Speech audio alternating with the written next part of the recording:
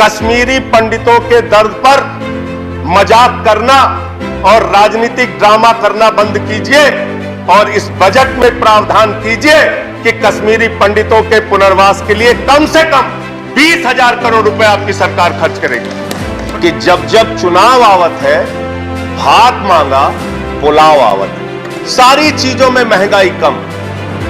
चुनाव बीत जाए तो पेट्रोल का दाम महंगा, डीजल का दाम महंगा, गैस के सिलेंडर का दाम महंगा। जब चुनाव आता है आप कहते हैं थोड़ा दूर हो जाओ, जैसे ही चुनाव खत्म होता है कहते हैं आओ हम तुम्हें बढ़ा रहे, आओ तुम्हें बढ़ा रहे। इस गोपनीय रिश्ते का खुलासा कीजिए।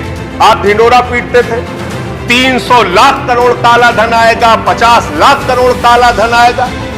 आपके राज में काला धन आना तो दूर की बात है, काला धन बढ़ गया कि 50 करोड़ से ज्यादा जिस भी उद्योगपति या पूंजीपति का बकाया हो उसका पासपोर्ट जब्त कर लीजिए। वो हिंदुस्तान छोड़कर भागने नहीं पाएगा।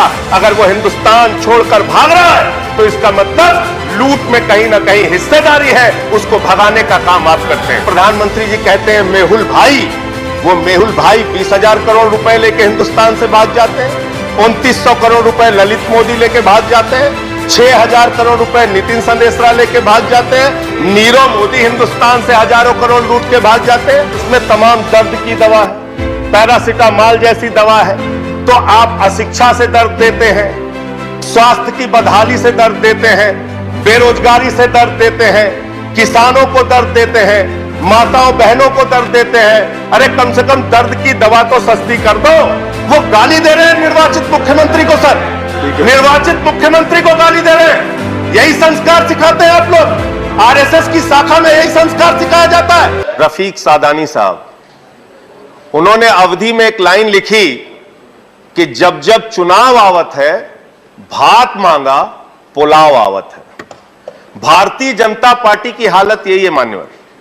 इनकी सरकार, चुनाव आ जाए तो पेट्रोल का दाम कम, डीजल का दाम कम, गैस का दाम कम, सीएनजी का दाम कम, पीएनजी का दाम कम, सारी चीजों में महंगाई कम।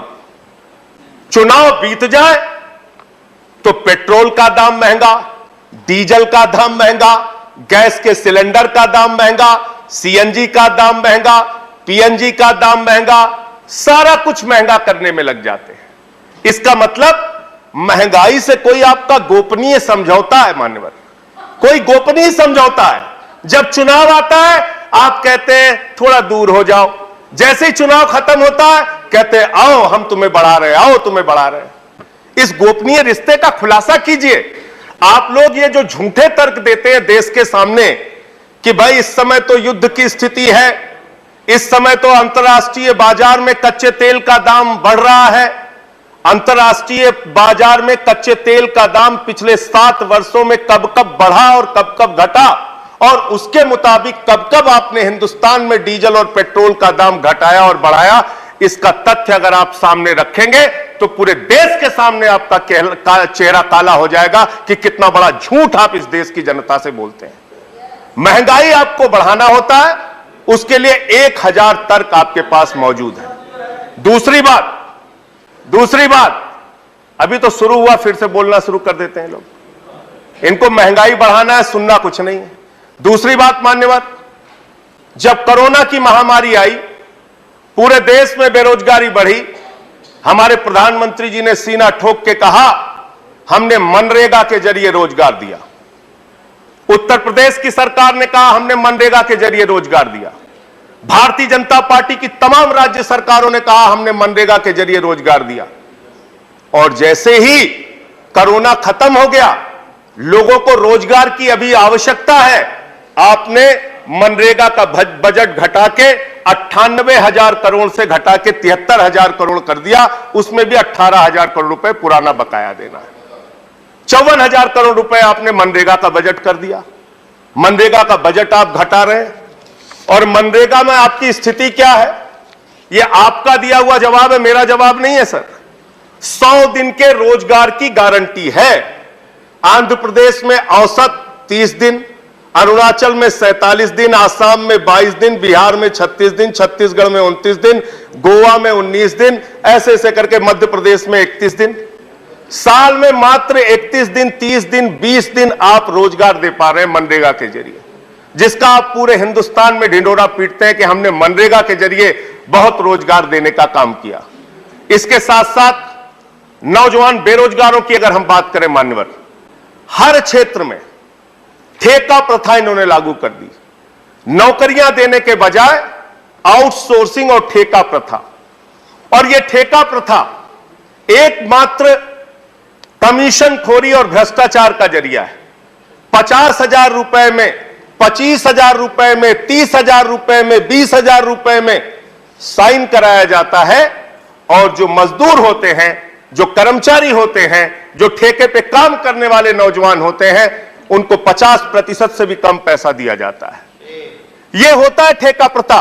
ठेका प्रथा एक गुलामी प्रथा है मान्यवर, इसलिए जो ठेका प्रथा पे लगे हुए लोग हैं उनको रेगुलराइज कीजिए, और इस ठेका प्रथा के जरिए हिंदुस्तान के तमाम सरकारी डिपार्टमेंट्स के अंदर जहां दलितों के लिए आरक्षण है, जहां पिछड़ों के लिए आरक्षण है, हमेशा से आपकी दलित और पिछड़ा विरोधी जो मानसिकता है, उसके कारण से आप इस ठेका प्रथा को बढ़ावा दे रहे हैं। इससे आदिवासियों का, दलितों का, पिछड़ों का आरक्षण धीरे धीरे करके सारे विभागों में आप खत्म करते जा रहे हैं।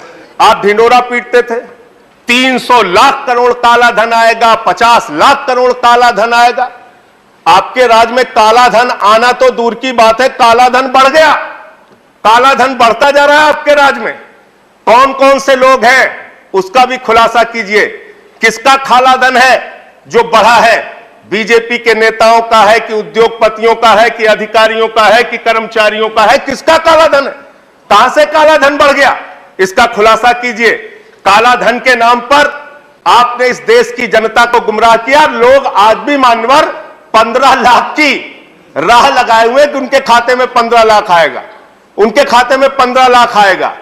15 लाख छोड़ दीजिए, 2 करोड़ रोजगार की बात आपने कही, रोजगार आप खत्म करते जाते हैं। रेलवे की भर्ती का जिक्र मैंने किया था मान्यवर, दौड़ा दौड़ा के आप नौजवानों को पीटते हैं, FIR कराते हैं, मुकदमे कराते हैं, रोजगार उनको देते नहीं। NPA का जिक्र अभी विनय विश्वम जी कर रहे थे। 10.5 लाख करोड़ रुपए का NPA चंद पूंजीपतियों का है मान्यवर, और 10.5 लाख करोड़ रुपए के NPA में आपके बड़े बड़े पूंजीपति, उद्योगपति जो आपके मित्रों हैं, जिनको हमारे आदरणीय प्रधानमंत्री जी कहते हैं मेहुल भाई, वो मेहुल भाई 20,000 करोड़ रुपए लेके हिंदुस्तान से भाग जाते हैं। 2900 करोड़ रुपए ललित मोदी लेके भाग जाते हैं। 6,000 करोड़ रुपए नितिन संदेशरा लेके भाग जाते हैं। नीरव मोदी हिंदुस्तान से हजारों करोड़ लूट के भाग जाते हैं। तो मैंने तो इस प्रस्ताव दिया था, और आज इस सदन में आपके माध्यम से मान्यवर मैं कह रहा हूं कि 50 करोड़ से ज्यादा जिस भी उद्योगपति या पूंजीपति का बकाया हो, उसका पासपोर्ट जब्त कर लीजिए। वो हिंदुस्तान छोड़कर भागने नहीं पाएगा। अगर वो हिंदुस्तान छोड़कर भाग रहा है तो इसका मतलब लूट में कहीं ना कहीं हिस्सेदारी है। उसको भगाने का काम आप करते हैं, उसको भगाने का काम करते हैं। एक गरीब आदमी मान्यवर 10,000 रुपए का अगर कर्जा ले ले तो उसका कॉलर पकड़ के आप हवालात में बंद कर देते हैं। एक किसान अगर 20,000 का कर्जा ले ले, उसका कॉलर पकड़ के आप उसको जेल में बंद कर देते हैं। लेकिन 20-20 हजार करोड़ रुपए, 10-10 हजार करोड़ रुपए विजय माल्या लेके भाग गया, आज तक वो हिंदुस्तान नहीं आ पा रहा है। तो ये पूंजीपतियों के साथ लूट और लूट के बाद उनको भगाने का जो धंधा चल रहा है, इसको रोकने का एकमात्र तरीका है 50 करोड़ से ज्यादा जो भी कर्जदार हैं उनके पासपोर्ट आप जब्त करने का काम कीजिए। मान्यवर, यहां बताया गया हमने ये कर दिया, हमने शिक्षा में ये किया, हमने स्वास्थ्य में ये किया। 130 करोड़ की आबादी वाले मुल्क का शिक्षा का बजट मात्र 2%। 130 करोड़ आबादी वाले मुल्क का स्वास्थ्य का बजट मात्र 2.3%। अभी एक खबर आई है मान्यवर, 1 अप्रैल से 800 दवाओं का दाम आप बढ़ाने जा रहे हैं। 800 दवाओं का 10.5%, 10.7% 800 दवाओं का दाम आप बढ़ाने जा रहे हैं। और उसमें तमाम दर्द की दवा है, पैरासिटामॉल जैसी दवा है। तो आप अशिक्षा से दर्द देते हैं, स्वास्थ्य की बदहाली से दर्द देते हैं, बेरोजगारी से दर्द देते हैं, किसानों को दर्द देते हैं। माताओं बहनों को दर्द देते हैं। अरे कम से कम दर्द की दवा तो सस्ती कर दो। दर्द की दवा भी महंगी करते जा रहे हो, दर्द भी देते हो, दर्द की दवा भी महंगी करते जा रहे हो।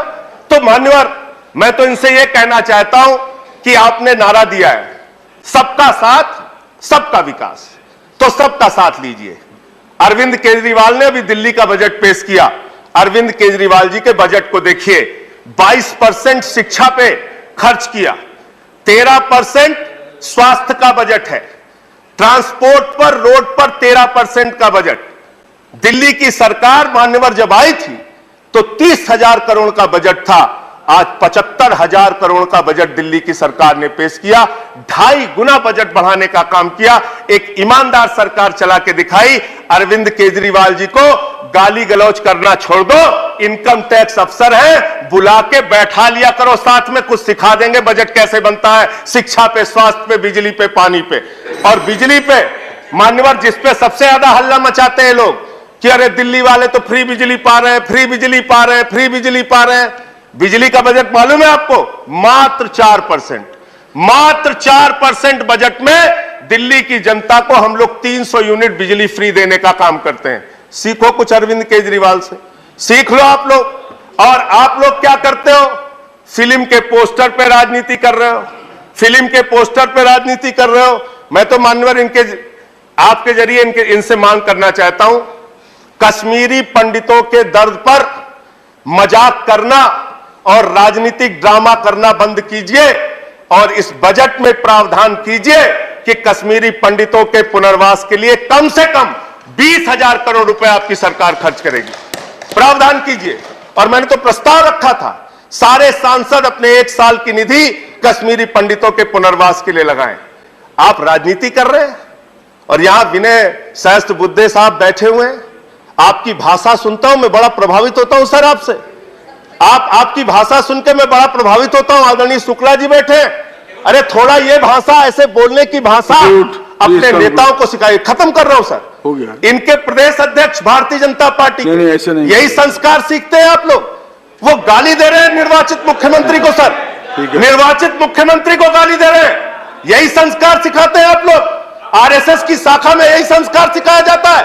3 बार के लोकप्रिय मुख्यमंत्री को गाली दी जा रही है सर, इनका प्रदेश अध्यक्ष गाली दे रहा है। तो मैं इसलिए कह रहा हूं मान्यवर, मैं इसलिए कह रहा हूं, ये गाली गलौज करने वाले लोग हैं, ये नफरत और झगड़ा फैलाने वाले लोग हैं, ये देश को बांटने वाले लोग हैं। आज भारत हंगर इंडेक्स में 101 स्थान पे पहुंच गया। भूख के मामले में 101 स्थान पे आपने भारत को पहुंचा दिया। खत्म कर रहा हूं सर, खत्म कर रहा हूं। और हैप्पीनेस के इंडेक्स में 136 नंबर पे भारत को आपने पहुंचा दिया। किसी को खुश नहीं रखते आप। सारा वर्ग दुखी आपसे, किसान दुखी, नौजवान दुखी, माताएं बहनें दुखी, व्यापारी दुखी, पूरे हिंदुस्तान को आपने दुखी कर रखा है। क्योंकि आपकी सरकार गरीबों की सरकार नहीं है, नौजवानों की सरकार नहीं है, पूंजीपतियों की सरकार है। कॉर्पोरेट टैक्स आप खत्म करते, कम करते हो, 25% से लगाते 22%।